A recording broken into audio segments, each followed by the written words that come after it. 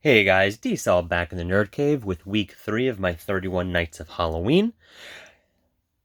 Not watching as many movies as I planned to. We had a whole plan, a whole list. We went through them. Jimmy had his list, I had my list. We made a combined list.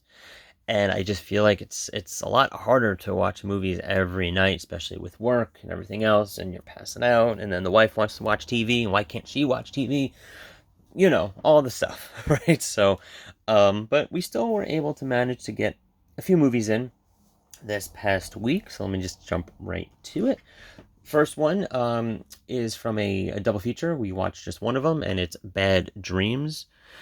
We actually watched this because it was pretty late, and it's only 80 minutes long, and yet I still ended up passing out and had to finish it the next day. Um, Not terrible. It's got the girl from, and I can't remember her name, from part three. Um, the one with the mohawk in the dream sequences. The one that gets high.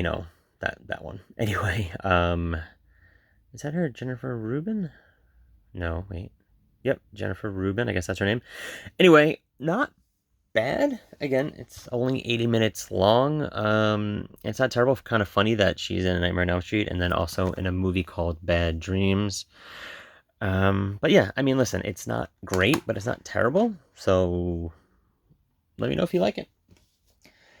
But speaking of terrible, and I hate to say it, this is the second thing I watched. It's a recent release, Scream Factory Collector's Edition, and it's Elvira's Haunted Hills. Yeah, it's got a cool intro. They just released this one, as you know, and it came in the same hard side slip that the 4Ks for Halloween came in, which I'm not sure why. Maybe because it's the 20th anniversary. Elvira actually does like an intro to the movie, which is pretty good. I think it would have been better if she kind of did like intros and maybe kind of, I don't know, jumped in sometimes or during the movie and made fun of it, or like she does with like the older movies. I don't know, but it's not great. I might try to give it another watch. This took me like 2 or 3 days to get through, to be honest with you. It's her homage to Hammer horror movies. It's like a spoof. I mean, leave the spoof movies to Mel Brooks, I guess, but because it's not really the same caliber. But I guess she did fund this herself. I think it was like $1 million or $1.5 million. She went to like Transylvania. It's got some decent special features on this, so I watched some of that. So I know she put a lot into this. Maybe I'll try to give it another try. Look at it in the lens of kind of like a Hammer spoof type movie. But the thing that stinks is I'm not really into the Hammer movies all that much. And at the end of the day, it wasn't that great of a spoof. It was more kind of cheesy than, I don't know. You want spoofs to kind of poke fun at the original, make it a little ironic, something like that. Whereas this was just kind of on the nose, kind of just cheesy stuff. Not as good as her first movie. I actually really like that one. But, and the cast is okay, and whatever. I'll try it. I'll try it again eventually. I'm not getting rid of it anytime soon. So this isn't like something where I'm just going to totally sell it now because it was that bad. Yet, but we'll see. Next one up is a recent pickup, and I think it's a 90s classic. It's a monster movie. I think it's pretty good. And it's The Relic, Penelope Ann Miller, Tom Sizemore. I really enjoy this one. It's got some really good practical effects. It's got some early CGI that kind of sucks, but there's not a ton of it. I thought I remembered there being a lot of CGI and it being bad. But I think it's really more toward the end. So not a ton of CGI. So it's pretty good. Paramount release, kind of a you know, bare bones. One of their kind of bare bones release. I know they just released What Lies Beneath. Their releases recently have been kind of bare bones with this kind of stuff, but that's okay. I think it's first time to Blu-ray. But yeah, I think it's a 90s classic. Monster looks pretty good when you do see it. I know it's usually hidden through most of the movie. But yeah, 97, I believe it came out. So, check it out if you haven't. I do recommend that. And next one up is something I had to watch because Elvira's Haunted Hills was not that great. I had to watch Elvira, Mistress of the Dark. I really do like this movie a lot. Loved it as a kid, maybe for some obvious reasons. I don't know. But I think at the end of the day, it's just funny. It's a funny movie. It works well for her humor. It's got a good cast. I know she was in the Groundlings, and I know a lot of the cast is from there, and they do a great job. We all know, and I'm forgetting her name, but she's been in a million things, and she's just great in it. Just a good storyline. The jokes land. They're funny. Set in the 80s. Kind of like a classic kind of fish out of water type of story. Um, I don't know, maybe just because I liked it so much as a kid. Who knows? But I do enjoy this one. There is a scene. There's always, why is it in like the late 80s? There's always got to be like a rap scene by someone who just cannot rap or shouldn't be rapping. It's Elvira rapping at the end. Has always been cheesy. That's never been funny or cool. That's never been cool in these type of movies. Don't know why they do it. Um, but yeah, otherwise, great movie, classic, in my opinion. Next one up is a Nightmare on Elm Street movie. We had to throw a Nightmare on Elm Street movie in there, and Jimmy and I were talking about it and decided, listen, we got to watch one that we haven't seen in a while. I was recommending either parts two. I was between parts 2 or part 5, and we went with part 5. And well, here's the Nightmare on Elm Street collection that I have. I hope they do come out with a nicer set. This is kind of the bare bones, which I'm fine with for now. But yeah, part 5 was terrible. I don't remember it being so bad. But it was. And I remember liking it as a kid because I loved comic books so much. And I loved Super Freddy. And I thought that whole sequence was awesome. I just remember it being better. I feel like Freddy's barely in it. Freddy looks good. He looks good in this movie. He looks pretty scary. I love part 4 by default. That's my favorite by default because that was one I watched the most as a kid. I think I've talked about that. Part 3 is clearly the best. And that's when you kind of get into like the Freddy that kind of jokes around. It's still kind of scary in part 3. By part 4, it's kind of schlocky, and then is that a word?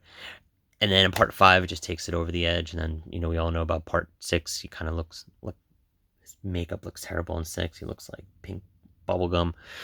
But he actually looks pretty good in part 5. It's just the way it's filmed is kind of weird, and I feel like it's pretty short.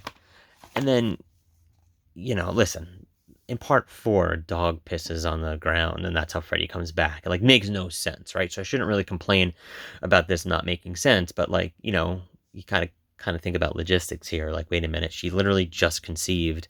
How is the baby? It's got to be like an embryo. It can't be like a fetus already.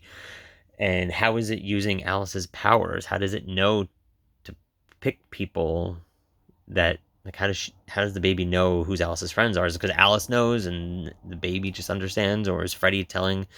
It doesn't make sense, and I guess you don't have to make sense in a Nightmare on Elm Street movie. But other than that, I can get around that. Again, dog pissing on the ground. In part 4, clearly doesn't make sense, but I love that movie. This is just, I feel like they try to make it it's filmed like it should be darker, but it's just cheesy. It's kind of the downward spiral for Nightmare on Elm Street. This leading to part 6, then they saved it for New Nightmare, but it is what it is. Next up is a double feature. My kids had Trunk or Treat at their school last week, and afterwards we had them come over with a couple friends, and we brought out in our backyard the inflatable screen and the projector, and my daughter wanted to watch a horror movie, and I'm like, okay, what's a good horror movie for a 10-year-old to watch? And I ended up, she didn't want to watch Goosebumps. She's seen that 1,000 times. She didn't want to watch Hotel Transylvania. She's like, Dad, I'm too old for that. So I picked Beetlejuice. I think it's got some adult humor. It's Tim. I almost said Tim Allen. Tim Burton. I think she enjoyed it. I feel like she may have seen a little bit of it in the past, but never the whole thing. I know it got my neighbors' attentions. I couldn't believe that, they've never seen it, so they enjoyed it. I think the kids kind of lost interest somewhere in the middle. It gets a little slow, but picks up at the end. But it was just fun being outside, watching a movie, something appropriate. It's some adult humor in there. This is, I don't know if this is Best Buy exclusive, but this is my Steelbook. I never picked up the 4K. Don't really think I need it. And then we also threw on Ghostbusters. Now, I got to admit, it was mostly on in the background, but I'm counting it. And watched the first one. And yeah, I mean, listen, classic. My kids have seen this before. Just wanted to throw another movie on in the backyard while we're out there. And this is a classic go-to comedy horror-ish. I don't even know if you can really call it horror, but it's got ghosts in it. So it counts. And this, of course, is my Digibook version. I love this. I love this one.